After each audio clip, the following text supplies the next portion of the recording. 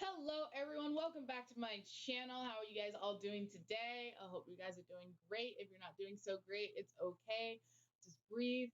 Say you got this. Power pose for me. Strike a pose and go about your day.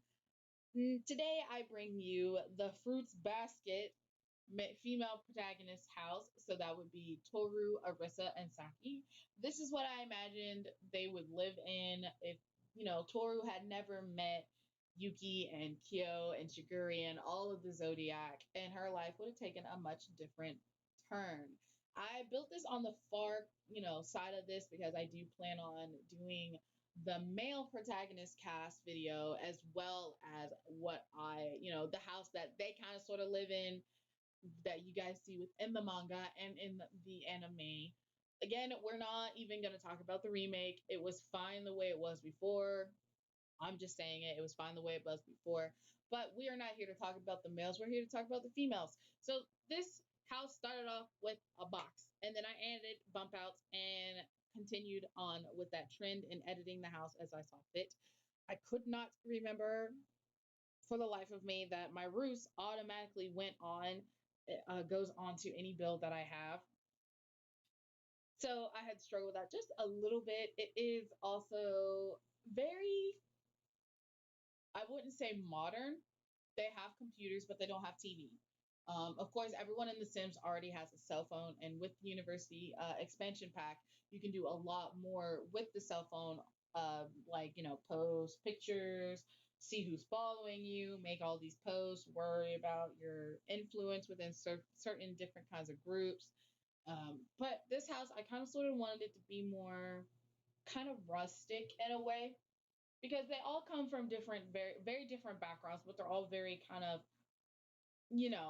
similar in a way where, one of them has a lot of family members and has to share. Another one has kind of like a rough past, no parents, etc. That's Toru.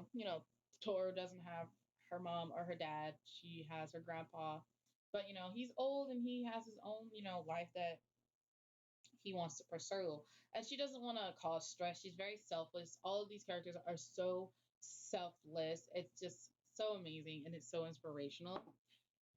So the downstairs of this house is very empty. I'm going to say it empty. It's very empty. I like the idea that they spend more time downstairs just playing board games and really kind of like just being together as girlfriends do. They have slumber parties that just go crazy. They sleep on sleeping mats downstairs and they just have a fantastic old time. They like to read. They just love to like explore out into the world. So they don't spend much time in the house at all, period. Whew, that was a lot of information to give you guys. But while you guys are watching this, let's just talk about my month. My month has been very interesting. It's been very different. I've been running away from sadness and depression for the last month or so, and I know it's taboo to really kind of talk about it, but I feel like if we don't talk about something like this, how do we know that the person on the other screen isn't an actual human, is a human being? Yeah, and I want you guys to know that I am very much so a human being. And I do have feelings.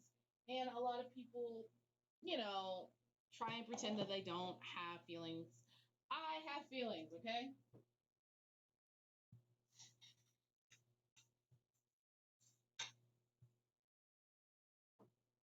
And for the last month, I have been running away from those feelings of just negativity because I am a positive person. I try to be as positive as I possibly can. And me being sad was it's not that's not who I am. But as a result of me being sad and running away and trying to hide from the fact that I was depressed instead of facing it, my room, my house, everything just started like falling apart. Like I didn't go to work for almost a whole my day job. I didn't go to my day job for a whole week because I just could not bring myself to leave my house. Like, and I had to fight every night not to call out of my night job. And it was just a really tough time.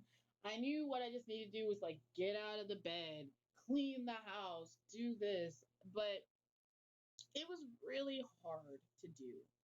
Very hard, super difficult to do. But I did it. I don't know what it was. Like I came home from my night job and I just started cleaning. Like I don't even think I had a plan.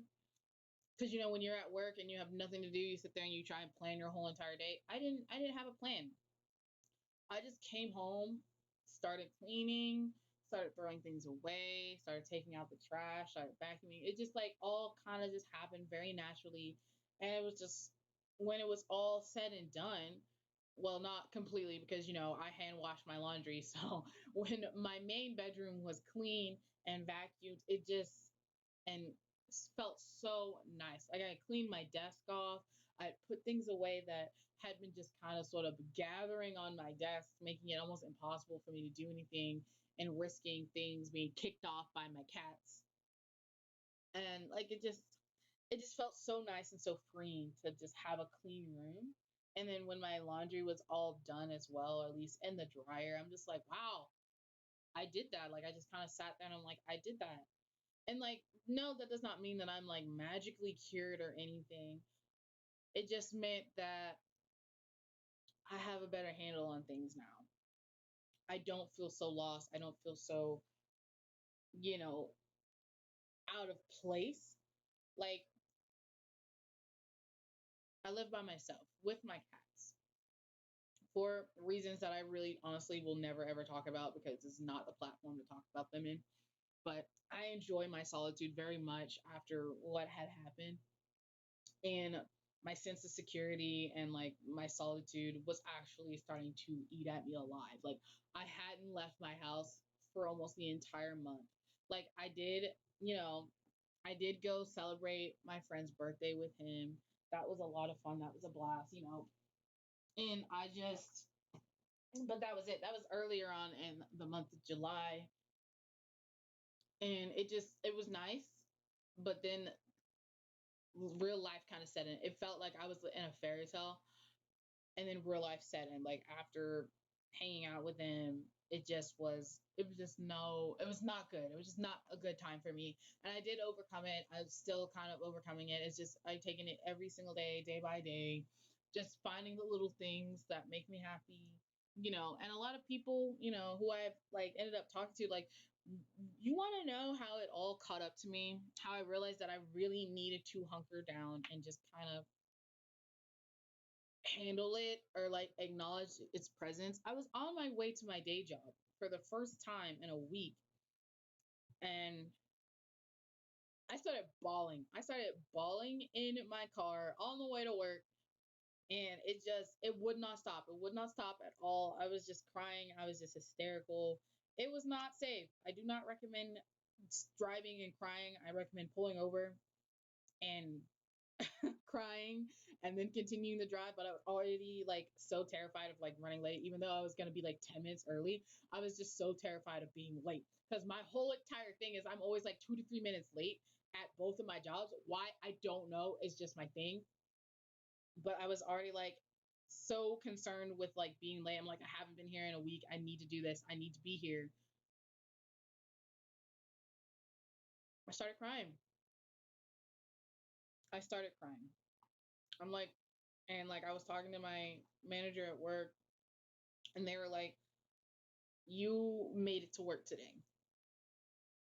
Even with everything that's going on, you still made it to work. And that is a little victory that you need to celebrate.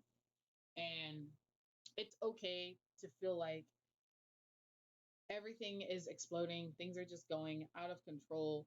It's okay to want to take a moment and just acknowledge it, let it kind of wash over you, process it, and then once you're ready to figure out a plan, to really figure out, what little thing you can do to change your day so it's not so overwhelming.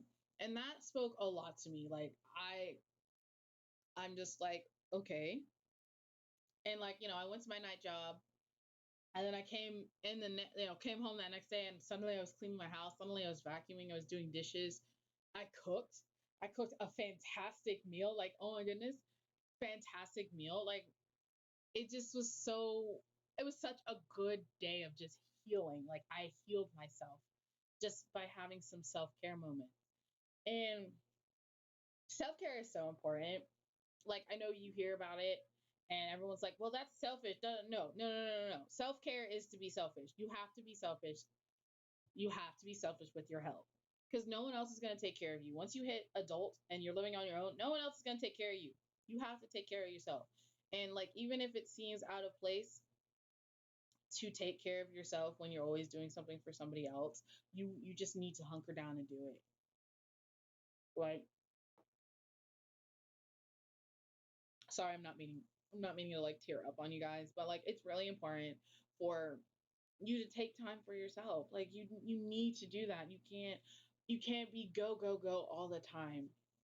You can't. It's just gonna wear you down. And I don't want one of you guys, to think that you can't handle anything.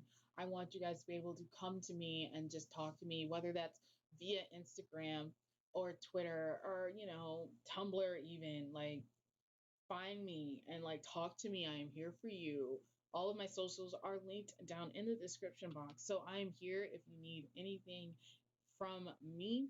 If you need a shoulder, if you just need someone to tell you you've got this. Like literally on my like when I got to work, I texted my best friend, the one that lives in Wyoming, and I'm just like, "Please, can you tell me that I am strong and that I've got this and that this won't break me? Can you please just tell me that?" And she told me that, but she told me it in her way because she's my best friend. She knows me, right? And she told me all of that and then more, and it really just and she lives in Wyoming, and for her to just really, and like she got back to me super fast. Like she knew I needed her. She knew I needed a shoulder to cry on, and like shout out to her one time, for just being the best friend that I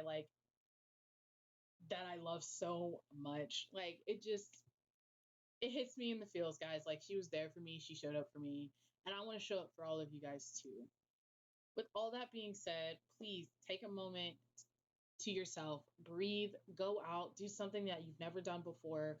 Just, take time for yourself. And I promise you, I'll be here. I'll be here, I promise. But please leave a like, comment, and subscribe. And I'll see you guys in the next video. I promise I'll be here. I will be, because doing The Sims is too much fun for me. Doing these videos, too much fun for me. Here are the screenshots. If you want to see me build anything in The Sims 3, please, again, just leave me a comment down below. I look forward to seeing them. I read them. I heart them. I love them. I share them. You guys are my friends now. I hope you guys are. And I want to be friends anyway. You guys are my friends now. But let me stop rambling and go and let you guys enjoy the screenshots. Toodles.